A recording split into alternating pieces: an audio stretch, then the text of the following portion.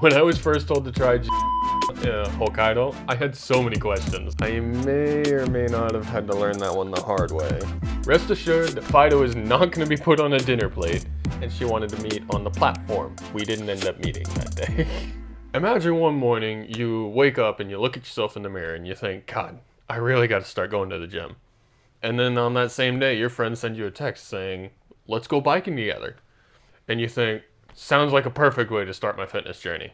So you go to your local cycle shop and try on some gear, dust off that old bicycle you got laying around, and go to meet your friend at the address they sent you, only to find yourself in front of a restaurant, nowhere near a biking trail, as you slowly come to the horrible realization that you are not in fact going biking with your friend, but instead going to an all-you-can-eat buffet. Truly terrible.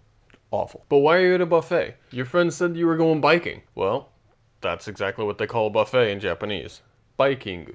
Oh, why did they call it biking? Turns out a hotel manager sometime back in the day wanted to take a trip to Sweden, and on his trip he discovered this insane concept of all you can eat.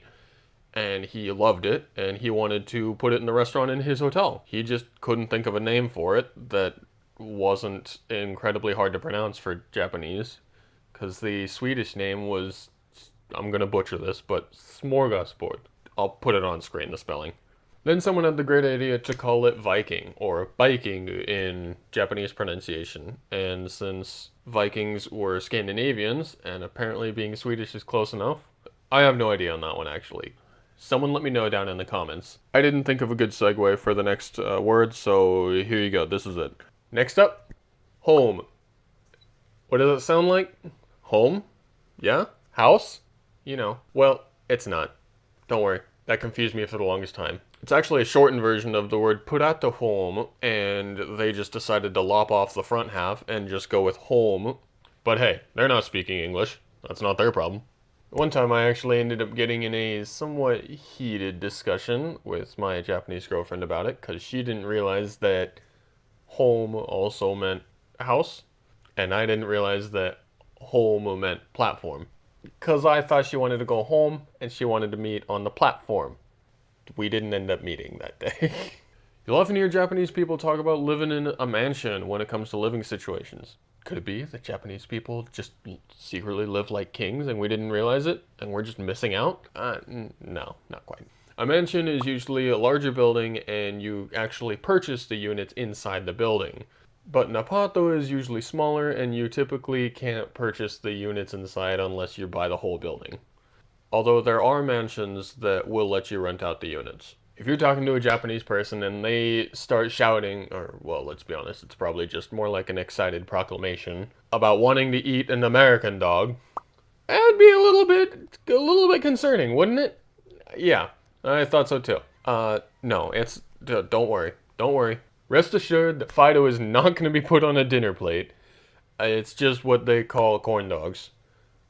I thought corn dogs didn't exist here. Granted, I also wasn't really looking in the hot food stand of the local konbinis, but maybe I'm just dumb. So next time you hear that, you can put down your pitchfork and go to the konbini and grab an American dog for the both of you. This one's a little bit of a different one, as it's pretty much entirely dependent on the kind of crowds you hang out with, or I suppose if you've been walking around Dotonbori on a Saturday night. What does it sound like? It sounds like bitch. In Japanese, they don't really have a specific word for bitch. It's really more like iyano onna or iyana hito, which roughly translates to disliked person or disliked girl.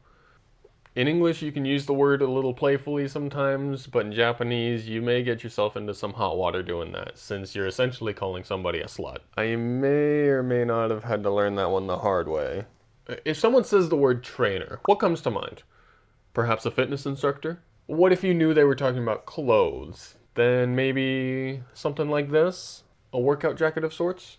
Well, you'd still be wrong. Turns out it's basically just a sweater, which they do have a word for, by the way. It's seta. I'm not sure what the difference is really, though that could just be because I know pretty much nothing about different types of clothes names. Anyways, this last one really threw me for a loop. Genghis Khan. When I was first told to try Genghis Khan Hokkaido, I had so many questions and so few answers. Like, do you mean Genghis Khan? Like the Genghis Khan? What do you mean try him? Like a food made to look like him or something? Or something else? What happens if I eat him? And it's not human meat, thank God. It is, however, grilled lamb. And sometimes they put them in little hot pot looking things. I'll throw up a picture on screen. If you're ever in Hokkaido, it's definitely a must try. Well, there you have it, guys. That was some of the weirdest Japanese words that confused me when I first heard them. What words confused you? And if you like this video, it would really help if you subscribe to the channel. And I will see you all in the next